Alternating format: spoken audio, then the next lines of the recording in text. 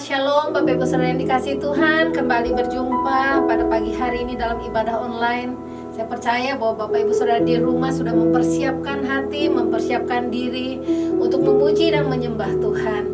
Mari Bapak Ibu Saudara, kita berikan hati kita untuk memuji dan menyembah Tuhan. Bapak, kami mengucap syukur buat pagi hari ini ya Bapak. Terima kasih untuk waktu yang indah, untuk waktu yang Tuhan berikan bagi kami, untuk kami dapat mengucap syukur, untuk kami dapat memuji dan menyembah Engkau. Kami percaya Tuhan Engkau hadir, dan hadirat-Mu memulihkan setiap kami. Bapa, kami mau katakan bahwa Engkau indah, Engkau layak untuk dipuji, Engkau layak disembah. Engkau segalanya bagi kami Bapa. Kami persembahkan ibadah ini hanya untuk hormat dan kemuliaan di dalam nama Tuhan Yesus. Haleluya. Amin. Mari kita naikkan pujian, Kau sungguh indah tiada taranya. Terima kasih Tuhan, Kau sungguh indah,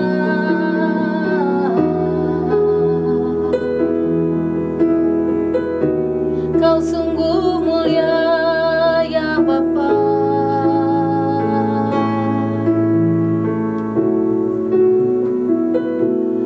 Kau sungguh indah tiada taranya, sungguh menakjubkan,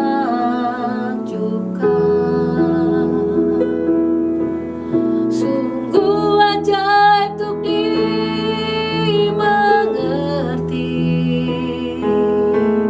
lebih dari semua yang ada. Hikmat-Mu tiada terselami, kasih-Mu dalam tak terduga. Kau sungguh indah tiada taranya, mulia dan berkuasa. Kau sungguh indah, Kau sungguh indah tiada taranya, sungguh menakjubkan, sungguh ajaib untuk dimengerti, lebih dari semua yang ada. Hikmat-Mu tiada terselami, kasih-Mu dalam tak terduga. Kau sungguh indah tiada taranya, mulia dan berkuasa.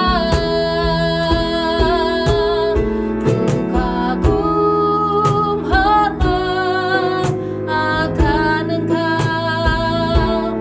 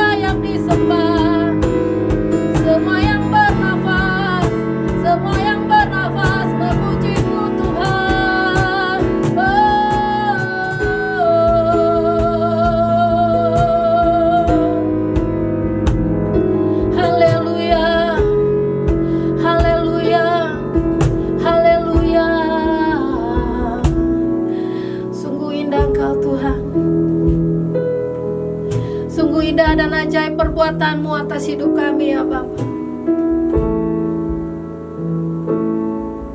Engkau layak dipuji, Engkau layak disembah ya Bapa. Nama-Mu besar Tuhan selama-lamanya.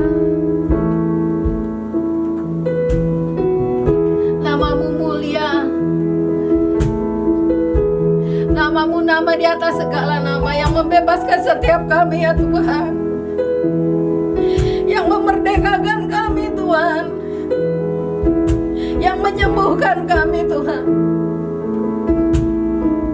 yang memberikan pengharapan bagi kami Tuhan. Betapa ajaibnya Kau Bapa, betapa hebatnya Kau Bapa. Kami mau bersyukur. Terima kasih. Terima kasih Tuhan. Terima kasih Tuhan, karena sampai hari ini kami dapat memuji-Mu, menyembah-Mu Tuhan. Kami dapat beribadah Tuhan. Semua karena kebaikan-Mu Bapa. Lawat setiap umat-Mu di rumah-rumah Tuhan. Mereka yang sakit Tuhan sembuhkan. Mereka yang putus asa diberikan pengharapan yang baru. Mereka yang tawar hati Tuhan kembali bergairah mencari Tuhan. Terima kasih Bapa. Terima kasih Tuhan Yesus. Terima kasih Allah Roh Kudus. Layak dipuji, disembah, Kaulah yang bertahta dulu, sekarang, dan selamanya. Raja atas segala raja, nama-Mu besar, termulia. Layak, layak dipuji, disembah, Kaulah yang bertahta dulu, sekarang, dan selamanya. Raja atas segala raja, nama-Mu besar, termulia. Layak Tuhan, layak dipuji, disembah, Kaulah yang bertahta dulu, sekarang, dan selamanya. Raja atas segala raja, nama-Mu besar, termulia. Layak Tuhan, layak dipuji, disembah, Kaulah yang bertahta dulu, sekarang, dan selamanya. Raja atas segala raja, nama-Mu besar, termulia. Nama-Mu besar, termulia. Nama-Mu besar,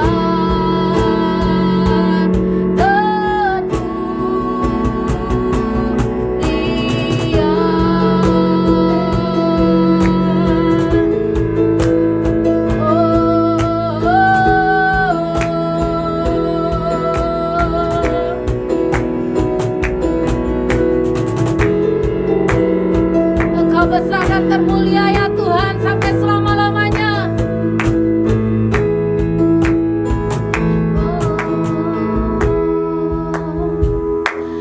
Besar Allahku, nyanyikan besar Allahku, selamanya besar dan ajaib Tuhanku. Besar Allahku, besar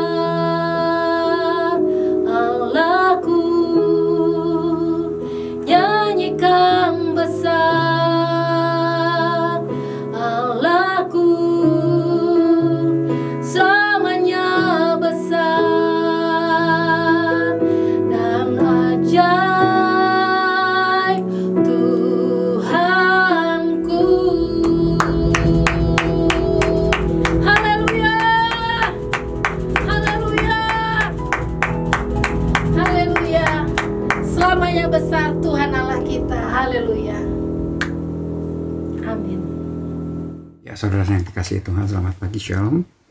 Terutama untuk jemaat GPPI Sejahtera dimanapun Anda, juga para pendengar ya, penonton video ini. Biarlah kita akan mendengar firman Tuhan. Kita akan berdoa terlebih dahulu. Tuhan yang menguasai hidup kami, Tuhan mengurapi kami agar kami juga boleh mengerti firman yang sebentar disampaikan.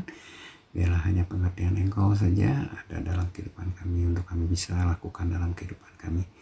Kami serahkan pemberitaan firman Tuhan ke dalam tangan-Mu dalam nama Tuhan Yesus Kristus. Amin. Masih tema yang diminta adalah kerajaan Allah, dan saya akan membawakan tema atau subtema tak terlihat namun terasa. Inilah tema firman Tuhan. Kita akan melihat satu ayat ya saudaraku yang terkenal, yaitu Lukas ya, di dalam Lukas 17 ayat 21 ya. Juga orang tidak dapat mengatakan lihat ia ada di sini atau ia ada di sana, sebab sesungguhnya kerajaan Allah ada di antara kamu. Terjemahan AVB ya ini lebih jelas, dan saya mau pakai ini. Tiada orang akan berkata lihatlah di sini atau lihatlah di sana, karena kerajaan Allah sebenarnya ada di dalam kamu. Dan lebih jelas lagi, TSI, terjemahan TSI, orang-orang tidak akan berkata ibu kota kerajaan Allah ada di sini, atau Allah sudah mendirikan kerajaannya di sana, karena pemerintahan Allah di tengah-tengah kita sudah berjalan. Jadi dari ayat ini kita bisa melihat ya, atau mengerti bahwa kerajaan Allah atau surga adalah pemerintahan Allah ya. Jadi kemanapun kita berada, itu pemerintahan itu ada ya, jadi karena ada di dalam kita. Kemudian dimanapun kita berada, banyak orang yang bisa melihat kerajaan Allah itu melalui nilai-nilai hidup kita, karena pemerintahan Allah di tengah-tengah kita sudah berjalan ya. Mari kita lanjutkan saudara. Kata-kata ini atau jawaban ini adalah sebagai jawaban dari pertanyaan orang-orang Farisi. Atas pertanyaan orang-orang Farisi, apabila kerajaan Allah yang akan datang, Yesus menjawab, katanya kerajaan Allah datang tanpa tanda-tanda lahiriah. Ayat 20 tadi ya, dalam Lukas 17. Jadi mereka, orang-orang Farisi ini bertanya kepada Tuhan Yesus, kapan sih kerajaan Allah datang? Karena tidak melihat tanda-tanda lahiriah. Namun Tuhan Yesus katakan bahwa kerajaan Allah sebenarnya sudah ada di dalam diri kita, ada di tengah-tengah kita ya, dan pemerintahan Allah itu sudah berjalan di tengah-tengah kita. Nah, ada 3 kelompok sebetulnya di dalam bangsa Israel ini yang memiliki pengertian yang berbeda. Yang pertama adalah orang atau kaum nasionalistis. Dialah kaum Zelot ya, bahwa kebangkitan nasionalisme bangsa Israel untuk mengusir orang kafir, dalam hal ini bangsa Romawi sebagai penjajah mereka. Maka ketika orang Israel dapat mengusir orang kafir itu, maka kerajaan Allah berdiri. Nah, ada yang kedua, golongan yang kedua adalah apokaliptik, bahwa dia mengatakan bahwa kerajaan Allah adalah kerajaan 1000 tahun yang akan berdiri di akhir zaman. Nah, yang ketiga, kaum Rabi. Dia katakan kalau orang Israel taat kepada hukum Taurat, maka itu berarti dia menjadi warga kerajaan Allah. Taat hukum Taurat sama dengan warga kerajaan Allah. Nah, ketika Yohanes sudah ditangkap, maka Tuhan Yesus berkata seperti ini ya, dalam Markus 1 ayat 14 sampai 15. Sesudah Yohanes ditangkap, datanglah Yesus ke Galilea memberitakan Injil Allah. Katanya, waktunya telah genap, kerajaan Allah sudah dekat, bertobatlah dan percayalah kepada Injil. Kerajaan Allah itu sudah dekat. Oleh sebab itu, bertobatlah dan percayalah kepada Injil. Jadi Injil dan kerajaan Allah ini memiliki hubungan yang dekat. Makanya dikatakan oleh beberapa penafsir atau beberapa orang hamba Tuhan, dikatakan Injil kerajaan Allah. Jadi kerajaan Allah itu bersifat rohani, bukan merupakan tempat megah Tuhan yang jauh dari hidup sehari-hari, melainkan pengalaman kuasa Tuhan yang merajai pikiran, hati, dan pilihan-pilihan kehidupan setiap saat yang dapat dimengerti melalui aneka macam situasi dan keadaan. Hal ini bisa terjadi, saudaraku, ketika kita mengalami pemerintahan rohani dalam hati dan kehidupan kita yang secara sukarela tunduk pada otoritas Allah. Jadi sekali lagi pengalaman hidup, ya, pengalaman hidup, saudara. Nah, ada syaratnya kita bisa mengalami kerajaan Allah dalam hidup kita ketika kita sudah dilahirkan kembali, ya, yaitu 2 kali kelahiran, pertama dari air dan roh. Ya. Jadi kita harus dilahirkan kembali. Itu adalah syarat utama supaya kita memiliki kerajaan Allah di dalam diri kita. Saudaraku, untuk golongan yang guru yang tadi katakan bahwa taat hukum Taurat adalah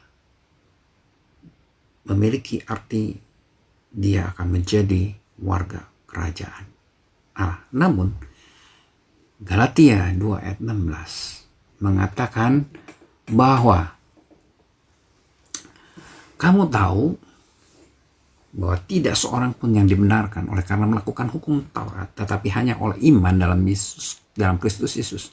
Sebab itu kami pun telah percaya kepada Kristus Yesus supaya kami dibenarkan dan oleh karena iman dalam Kristus dan bukan oleh karena melakukan hukum Taurat. Sebab tidak ada seorang pun yang dibenarkan oleh karena melakukan hukum Taurat. Kisah ini, ya, di dalam Lukas 18 mendukung apa yang dikatakan Galatia 2 ayat 16. Ya, dikatakan ada seorang, ya, pemimpin bertanya kepada Yesus. Ya, kita tahu, ya, dia menanyakan bagaimana memperoleh hidup yang kekal. Lalu Tuhan Yesus menyatakan bahwa, ya, jangan berzina, jangan membunuh, jangan mencuri, jangan mengucapkan saksi dusta, hormati ayah ibumu. Ya, dan orang itu bilang semuanya sudah dituruti sejak masa mudaku. Jadi orang ini benar-benar sudah melakukan firman atau hukum Taurat secara sempurna dari masa muda.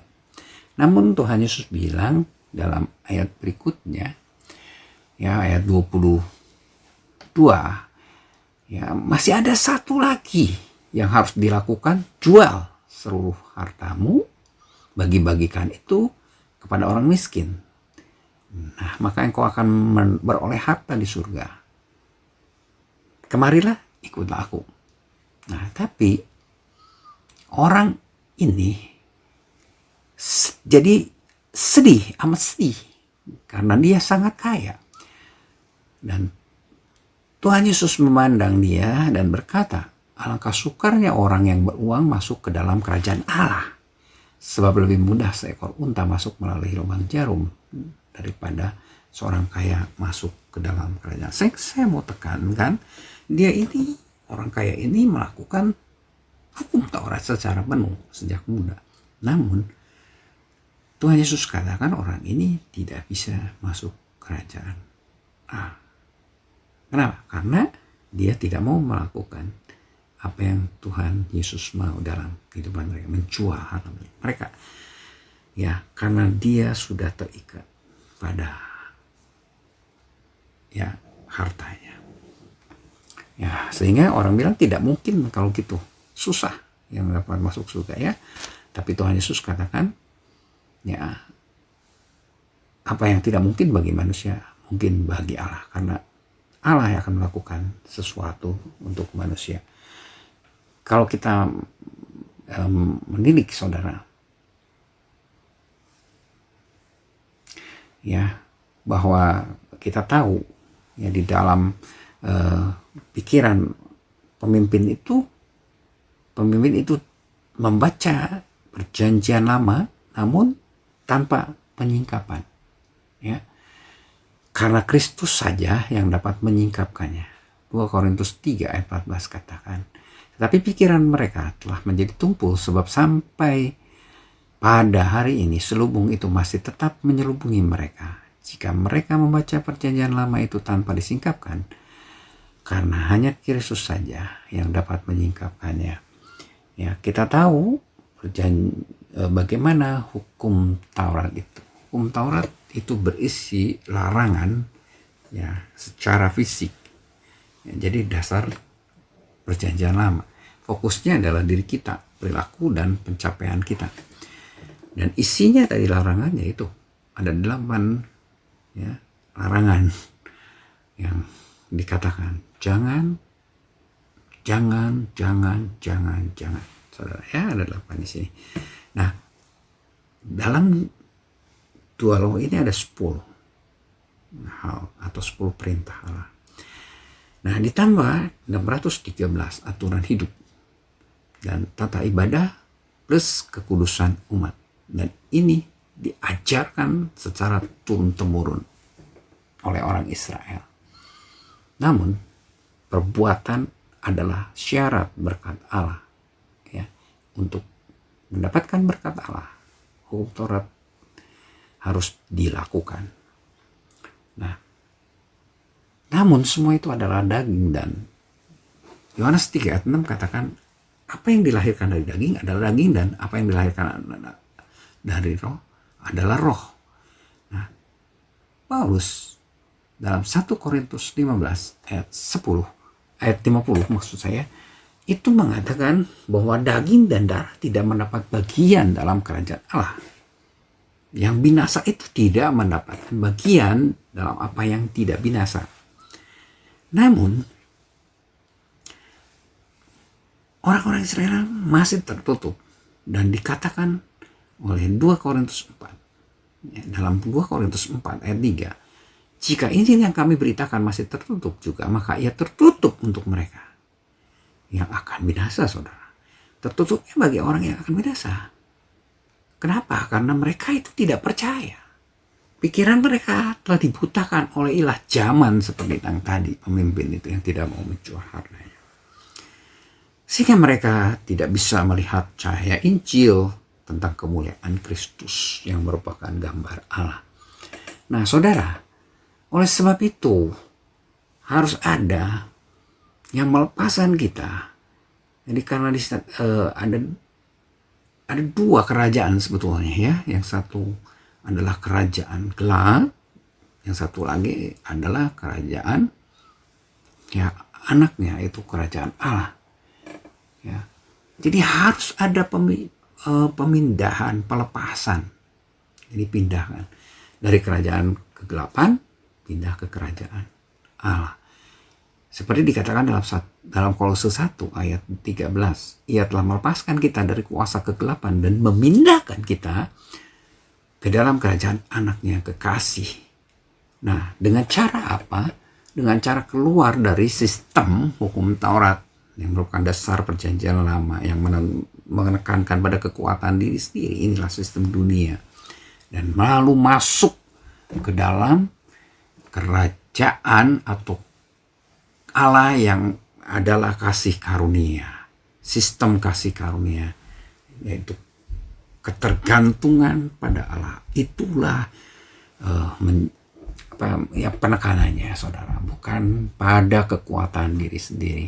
Melalui apa? Melalui dilahirkan kembali dan melalui bertobatan. Nah, baru itu kita bisa masuk di dalam sistem kasih karunia. Ya, kerajaan kegelapan atau hukum Taurat itu menekankan pada hal-hal fisik, daging, ya, yang kelihatan, sedangkan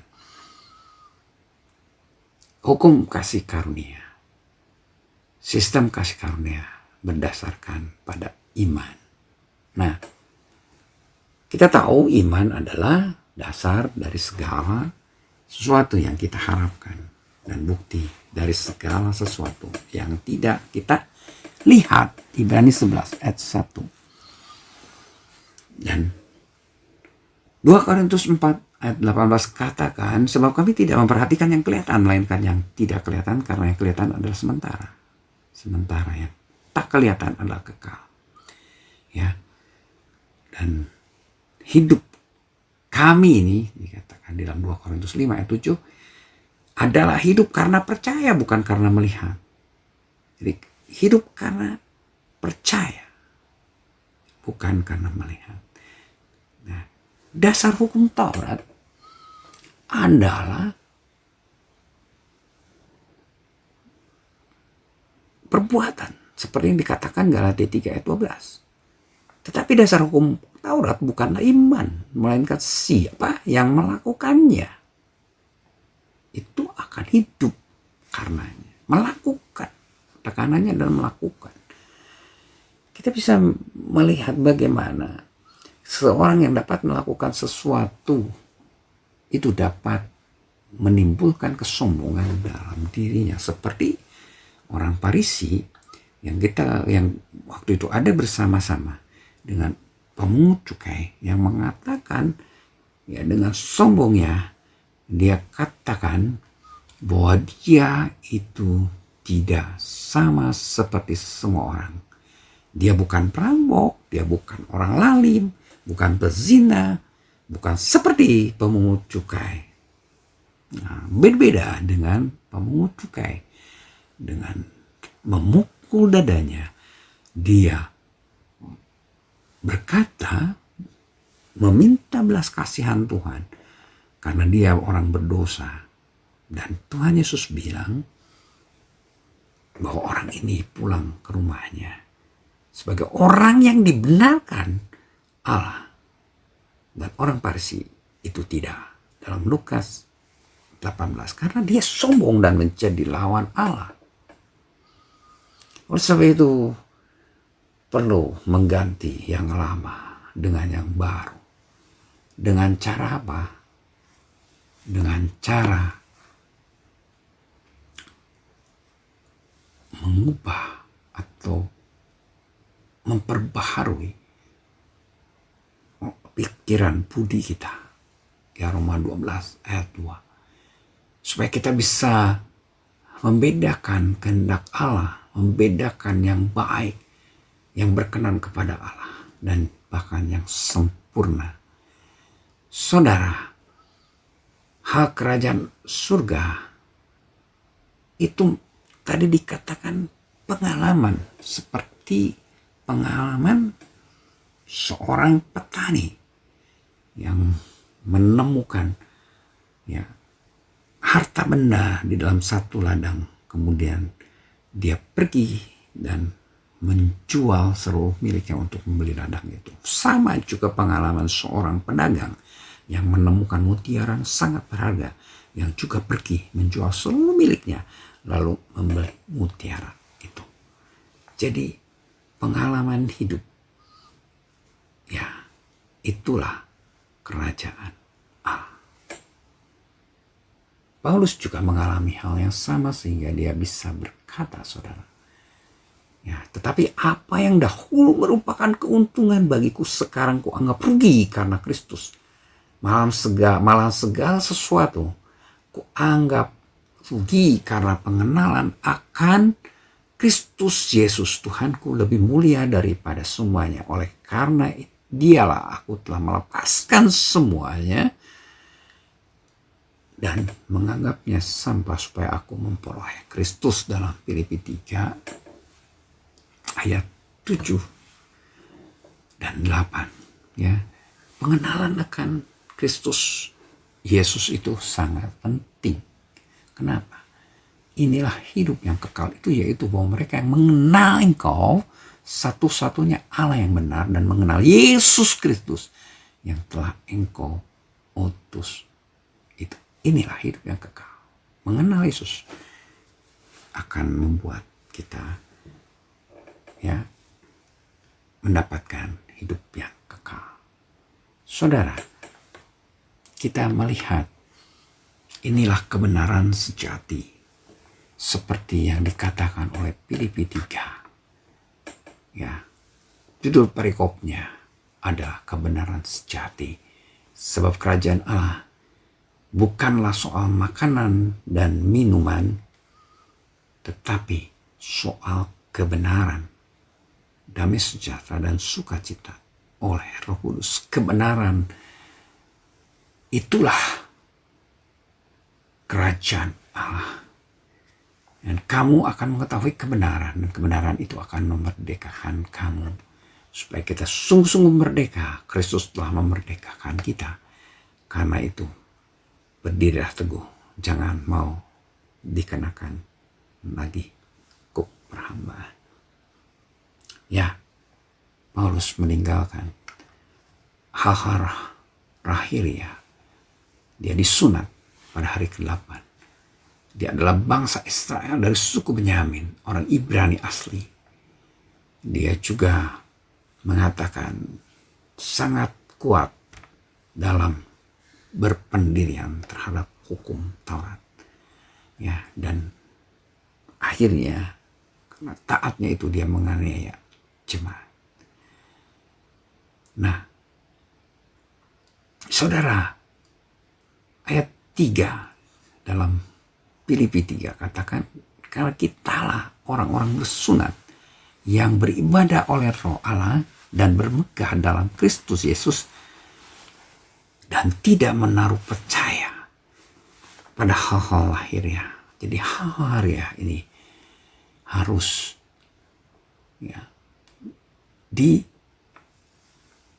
dihilangkan atau dibuang, seperti Paulus membuangnya karena pengenalan Kristus melalui salib dan kebangkitannya, untuk mendapatkan sesuatu yang rohania yang berupa memperoleh Kristus. Oleh sebab itu ayat 1 katakan, bersukacitalah dalam Tuhan, kan aku memberikan kepastian kepadamu tentang kebenaran ini. Saudara, kebenaran ini kita bisa peroleh dari firman Allah, yang bisa mendidik orang dalam kebenaran. Dan manusia itu hidup bukan dari roti saja, tetapi dari setiap firman Allah yang keluar dari mulut Allah. Dan Roh Allah, yang Allah kebenaran yang keluar dari Bapa, akan bersaksi tentang Yesus. Dan itu akan memimpin kita ke dalam seluruh kebenaran. Dan hanya Roh Allah yang tahu di dalam apa yang ada dalam diri Allah. Jadi iman itu timbul dari pendengaran, dan pendengaran oleh firman Kristus. Roma 10 ayat 17. Telinga, dalam hal ini telinga kita itu menjadi serupa, memiliki fungsi sebagai mulut. Saudara, firman Allah itu harus dicerna seperti kita mencerna makanan, supaya firman Allah boleh menjadi rema.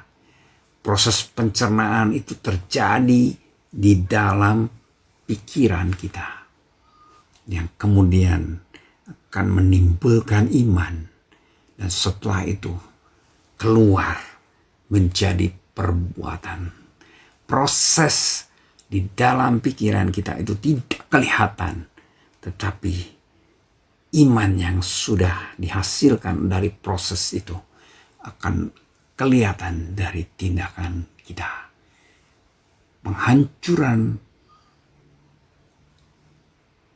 pencerna atau dicerna itu melalui proses penghancuran dan penyerapan, gnosis dan pengeluaran. Kinasku, firman Allah itu harus menjadi kinasku, satu bukti, karena sudah menjadi rema dalam kehidupan kita. Nah, oleh sebab itu, segala pikiran-pikiran kita itu harus dibersihkan dari pikiran-pikiran yang salah, dari beban dosa yang merintangi kita. Kemudian kita mau bertekun dalam perlombaan yang diwajibkan bagi kita.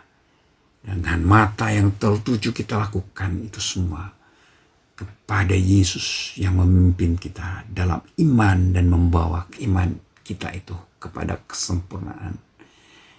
Karena di dalamnya nyata kebenaran Allah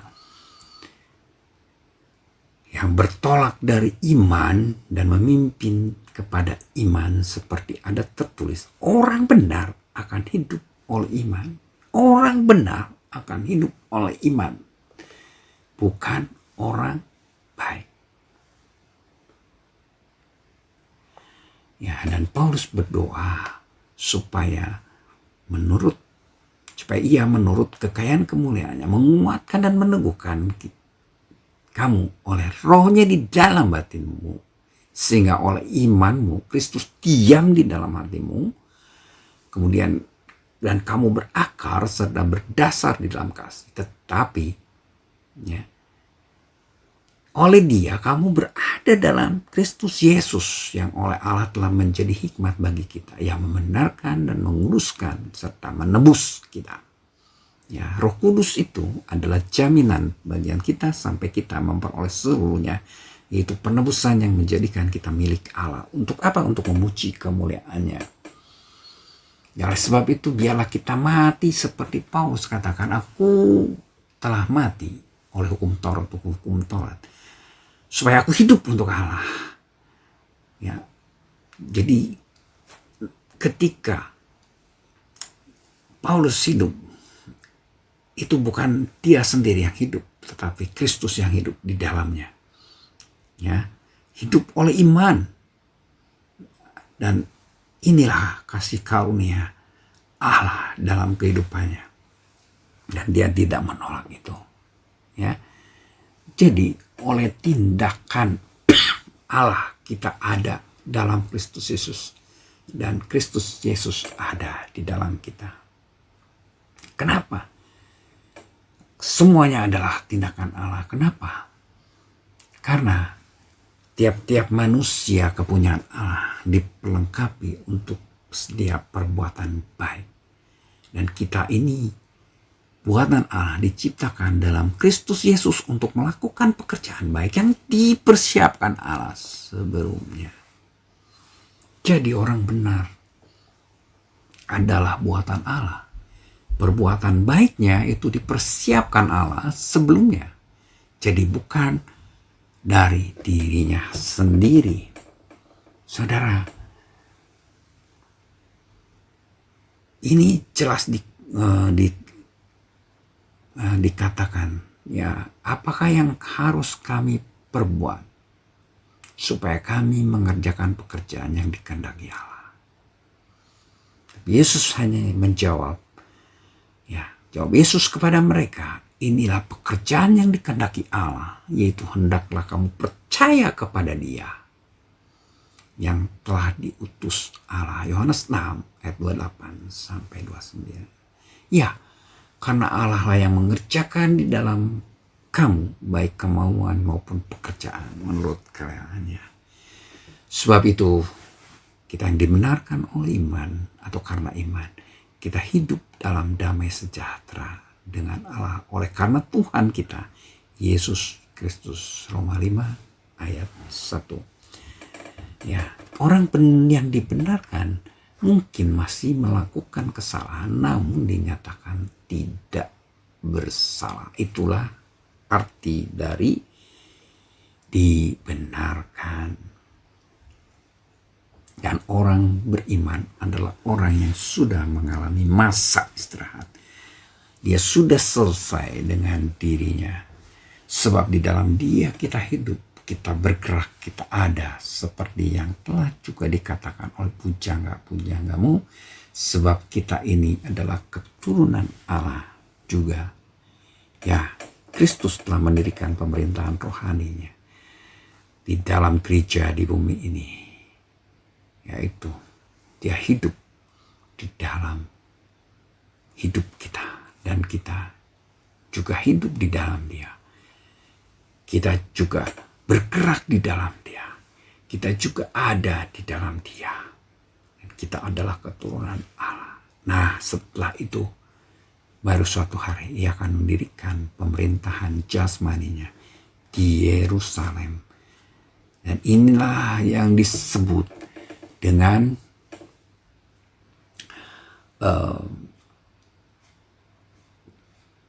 kerajaan Allah menurut pengertian kaum apokaliptik yang mengatakan kerajaan 1000 tahun di akhir zaman, di mana Kristuslah yang menjadi batu penjuru, batu karang, di mana orang-orang bisa minum minuman rohani dari batu karang rohani itu.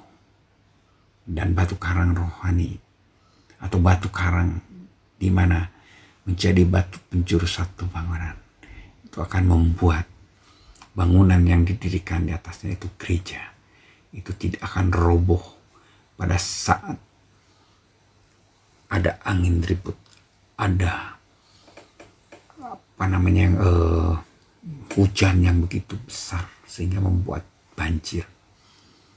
Dan kita itu menjadi anggota-anggota keluarga Allah, dibangun atas dasar para rasul, para nabi dengan Kristus sebagai batu penjuru, menjadi bait Allah yang kudus, menjadi tempat kediaman Allah dalam rohnya. Barulah kemudian ada kerajaan 1000 tahun di bumi ini, di mana Kristus memerintah dan kita jadi imam Allah dan Kristus, dan kita juga akan memerintah sebagai raja 1000 tahun lamanya. Kisah ini diceritakan bermula dari mimpi Nebukadnezar, di mana akan ada 5 kerajaan, dan kerajaan yang kelima adalah kerajaan Tuhan yang didirikan oleh Yesus Sang Mesias. Yang pertama Babylon, yang kedua Persia, kemudian Yunani dan Roma. Dan kerajaan yang didirikan Kristus itu akan memenuhi seluruh bumi, meliputi langit baru dan bumi baru, kekal selama-lamanya. Saudaraku, ya, kerajaan 1000 tahun itu fisik akan terlaksana setelah ada kerajaan Allah secara rohani, yaitu dalam hidup kita.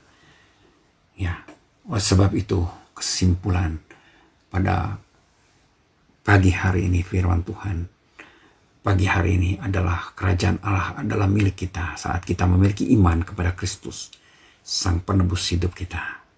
Dia ada di dalam kita, bekerja dan menggerakkan kita, sehingga apapun yang kita lakukan bukanlah atas kehendak kita. Tidak ada alasan kita memegahkan diri atas perbuatan yang kita lakukan. Ya, sebagai orang beriman, hidup kita sudah selesai. Kita tidak perlu menonjolkan diri, merasa tersinggung jika ada yang menghina kita. Ya, karena Dialah pemilik kita. Suatu saat kita akan memerintah bersamanya dalam kerajaan 1000 tahun. Ya, Yesuslah yang penting. Dan kita ini nihil atau nothing. Jesus plus nothing is everything. Yesus plus nihil, yaitu kita, adalah segalanya.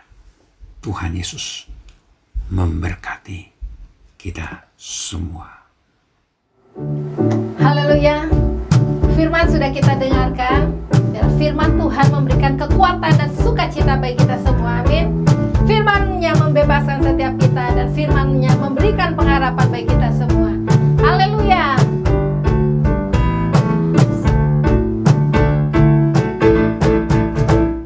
Sungai sukacitamu mengalir dalamku, anggur sukacitamu melimpah dalamku. Ku menari dan bersuka, puji-puji di setiap waktu, sebab sungai sukacitamu ada dalamku. Sungai sukacita, sungai sukacitamu mengalir dalamku. Oh yes, yes, yes, yes. Anggur sukacitamu melimpah dalamku. Ku menari dan bersuka, puji-puji di setiap waktu, sebab sungai sukacitamu ada dalamku. Mengalir bersamamu, bersuka di dalammu, mengikutimu Tuhan dalam kegerakanmu, melayanimu Tuhan, melayanimu Tuhan di dalam sukacitamu, sebab hanya Tuhan yang membuat sukacitaku penuh. Haleluya.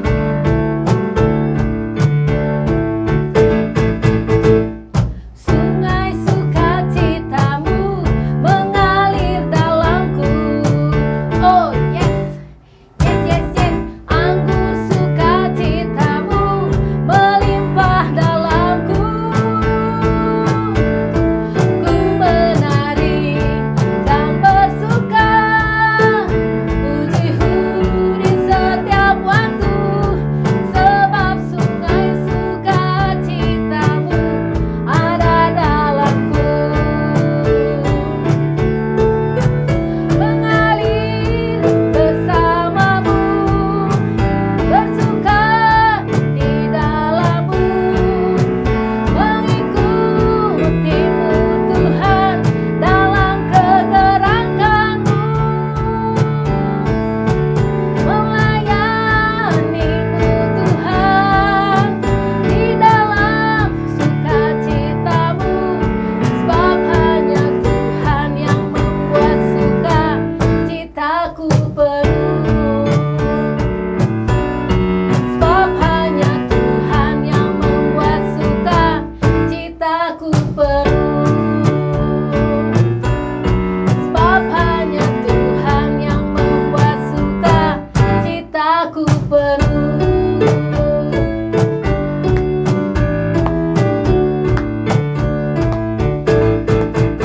Yes. Tuhan memberkati. Shalom, selamat pagi Bapak Ibu yang dikasihi Tuhan.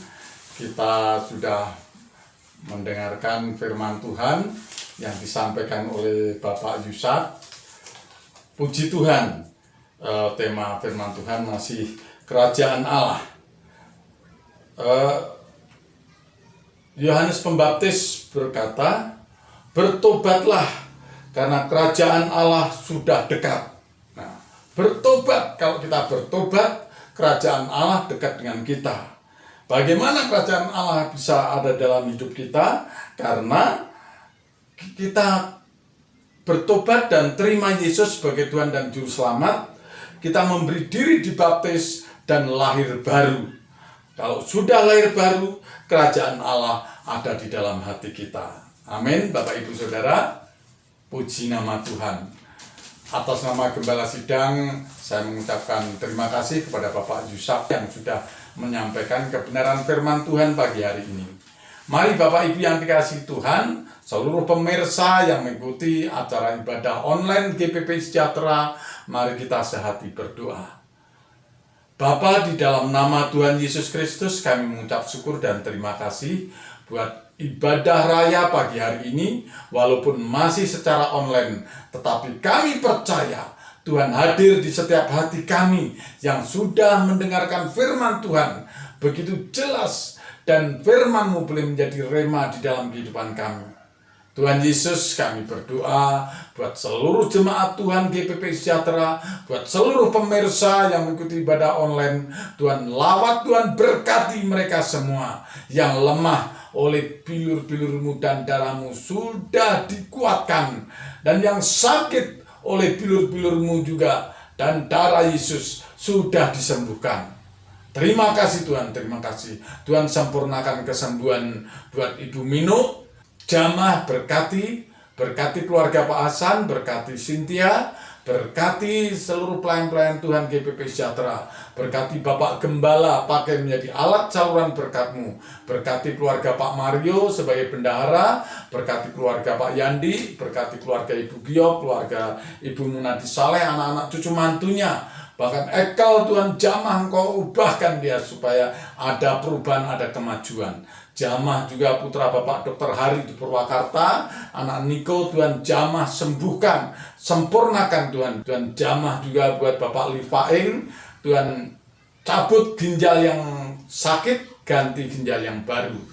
Mujizat masih ada sampai saat ini. Berkati keluarga Bapak Lei Cukyong, sehatikan dalam tali kasih-Mu. Jamah berkati juga keluarga Pak Ferry, sehatikan Pak Ferry dengan istri dan anaknya Tuhan.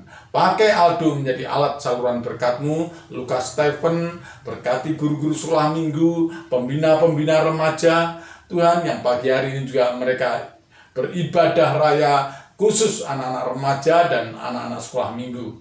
Tuhan berkati mereka pertumbuhan tubuh jiwa rohnya, bangku sekolahnya, studinya, supaya apa yang menjadi cita-citanya berhasil dan menjadi terang dan garam dimanapun mereka berada. Terima kasih Tuhan. Kami juga berdoa buat negara dan bangsa Indonesia. Tuhan berkati Bapak Presiden, Wakil Presiden, berkati pembantu-pembantu Presiden, para menteri, para anggota DPR, MPR, KPK, BPK, TNI dan Polri, semuanya Tuhan Kau berkati, Kau pakai untuk seluruh masyarakat Indonesia.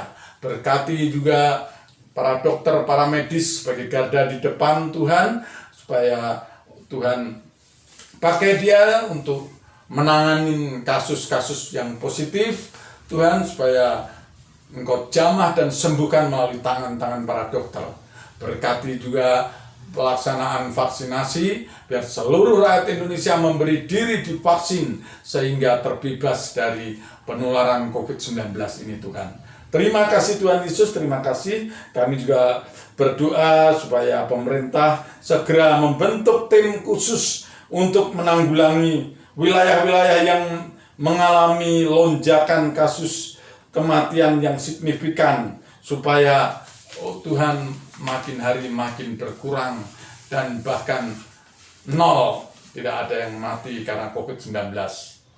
Terima kasih Tuhan, terima kasih. Berkati juga Tuhan seluruh hamba-hamba Tuhan dimanapun mereka berada, gereja-gereja Tuhan di seluruh Indonesia. Pakai Tuhan untuk menjadi terang dan garam, menjadi pendoa-pendoa. Terima kasih Tuhan, terima kasih.